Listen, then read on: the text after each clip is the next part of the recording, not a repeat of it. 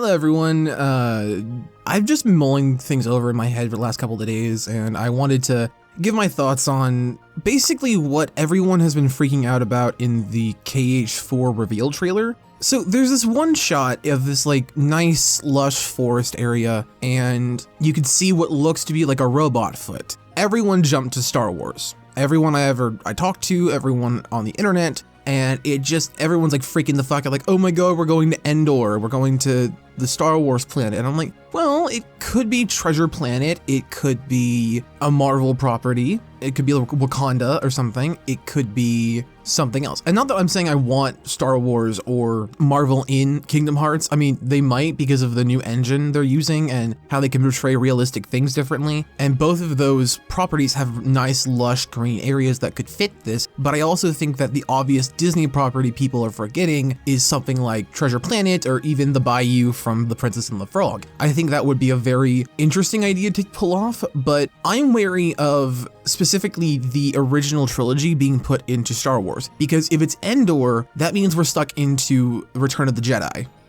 Return of the Jedi or Revenge of the Sith, whatever the fuck the sixth movie is called. I don't know. Episode 6. Don't quote me on that. I really don't care. In my house, it's movie 3, episode 6 is how we categorize it, because my mom hates the prequels because she does. So that's how we categorize them. So that's why I'm going to refer to it as it's movie 3, episode 6. I have always been wary of the original trilogy being put into Star Wars because A, Disney didn't write it. I'm not saying that the Secret Trilogy is an amazing cinematic masterpiece. I love those movies, I love the characters, but I don't like what happened in The Rise of Skywalker, and I really don't like the Reylo thing of it all. I don't want to get into that right now, but that's a big no-no on why I'm not a huge fan of it. But I have this thing where if we were plopped in the middle of Endor, it doesn't make a lot of sense for us to be there because it would be literally KH3 2.0 with the pirates. And we've all lampooned the Caribbean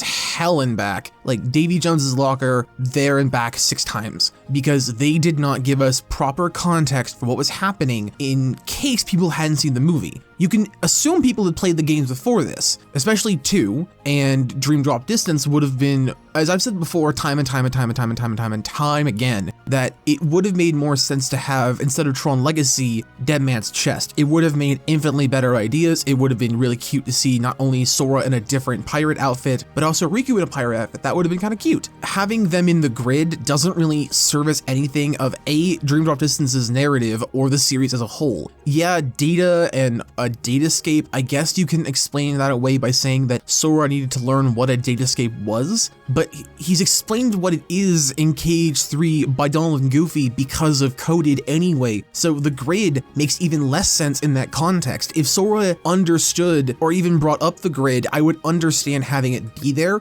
but without that crucial bit of the dreaded C word of continuity, we don't really have a lot of context to why that world is there other than, oh, we wanted to just try a 3D live action movie on the 3DS, and I'm just like, okay, it's not like the Caribbean, it's not like having the Caribbean again wouldn't have been the exact same kind of layout as Tron, because you go to like 5 different locations in Tron via ships anyway, so it's just confusing to me why they did that. But it would feel very much like if we were plopped in the middle of episode 6 with no context in the middle of the Ewok battle or right before it, we would have absolutely no fucking clue who these characters are, why their relationships to each other matter, or what's going on. Not to mention the fact that if we're going to do episode 6, we would either be with Luke and Vader doing their thing with Palpatine, which just sucks the fun out of that whole thing, or we're on Endor with cute walking teddy bears and toxic heterosexual coupling for what? Some robots we don't understand what the fuck we're here for? Like, that's the problem with going with a trilogy of movies that we have no context for in the universe of Kingdom Hearts. We have to build the relationship with Sora as it happens, but unlike a standalone movie like Beauty and the Beast, Aladdin, The Little Mermaid, or anything of that nature,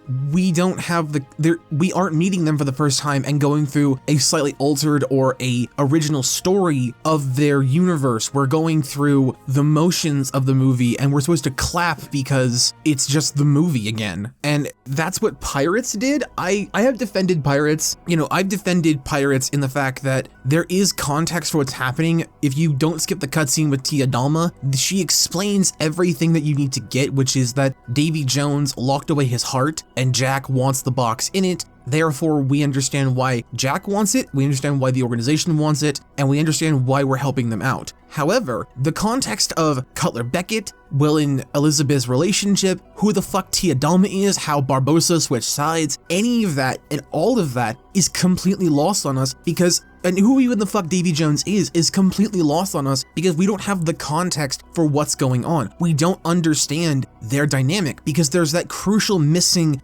1/3 of the story missing, or even half the story missing, because technically if you want to consider this, Curse of the Black Pearl is a standalone movie, and then Dead Man's Chest and At World's End are two halves of the same story with the same characters from the Black Pearl. That's it. There's no real context needed other than how Jack, Elizabeth, and Will met. There's not really a context for what you need to know because I guess maybe Barbossa's betrayal, but you can kind of talk that out. That makes more sense to explain. But who Davy Jones is, why Cutler Beckett's a thing, why he fucking matters, anything and everything to do with the chest, the heart, how mechanics of the heart work, pirate law, anything like that besides parlay doesn't get explained in the series because they skipped over the movie that explained everything. Much like how 3 was the climax to the Xehanort saga, At World's End is the climax to what Dead Man's Chest set up. It doesn't make sense for us to just be plopped in there. Now again, they do give context by what's happening because of Tia Dalma, but there's still a lot missing, and I feel like being set on Endor in the middle of the Resistance's final climactic fight against the Empire when we have literally no fucking clue who these people are or why we as a player should care. And I'm talking about someone who has seen all 9 movies, like all 9 Skywalker movies. I haven't seen Rogue One, I haven't seen Solo, but that's not what we're talking about. In the Skywalker saga, I have seen all 9 films, the ones that matter for this conversation. I know a little bit of Star Wars supplementary material, but I don't know everything. I know who Kreia is, I knew Lana Benigo, I know a couple of like ancillary characters. I haven't seen Rebels, I haven't seen the Clone Wars show. I don't jam with Star Wars that way. I like the Secret Trilogy a lot, and that's my whole jam. I want to talk about that one day, but that's not today's point. It kind of is, but not in this context. So what I'm saying is that without this necessary context for what's happening, we're going to be lost. I think having us be in the Secret Trilogy timeline, the rock we see, or the foot we see of the AT-AT, or the AT-AS, as I like to call them, you know, the ATST,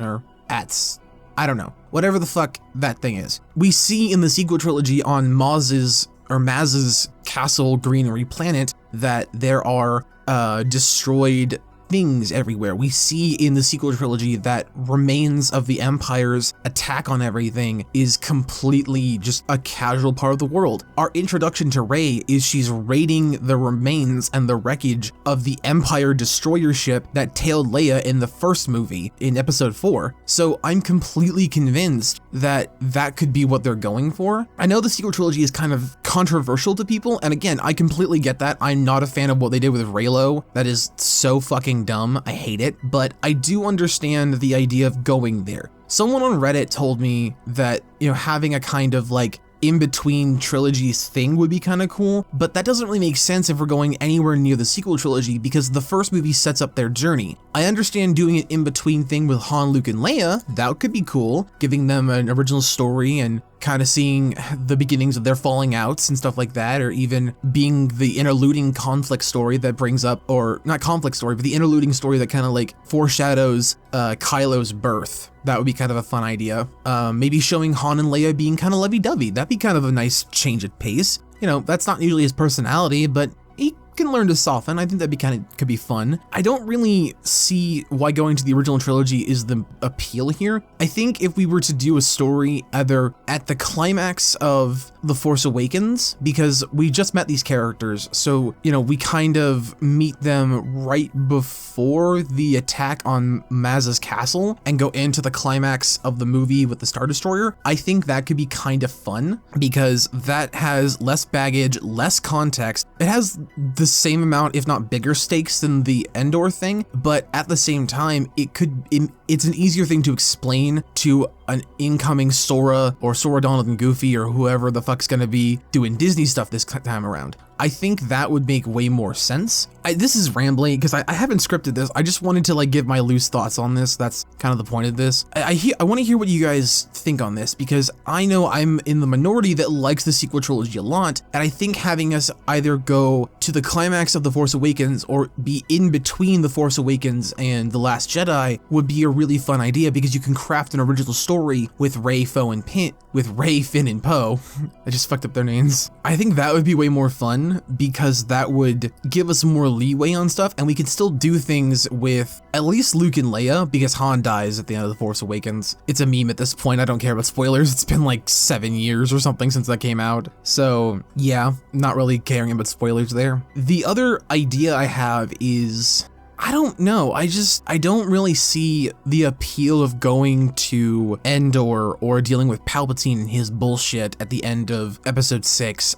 There's so much that would need to happen, and there would be so much cutscene like backfill that either doing the original trilogy in its entirety in like 3 different games or just crafting a new story either directly after episode 6 or directly after episode 7 would be the absolute best case scenario in my mind.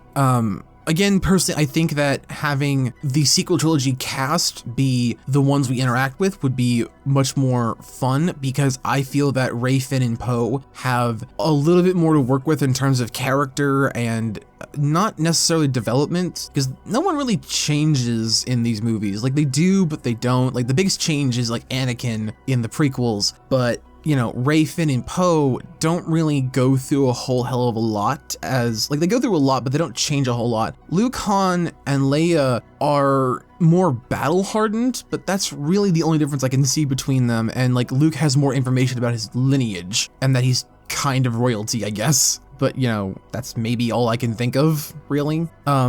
And I'm not wanting this to start to be a flame war about like the merits of the Star Wars canon and who's best or whatever. I'm just giving my very basic thoughts on these characters and these situations because I've been sitting on this for so long since the trailer came out, and I want to talk about it with people in a way that isn't going to be like a flame war. I just want to have a calm, rational, adult like conversation about it.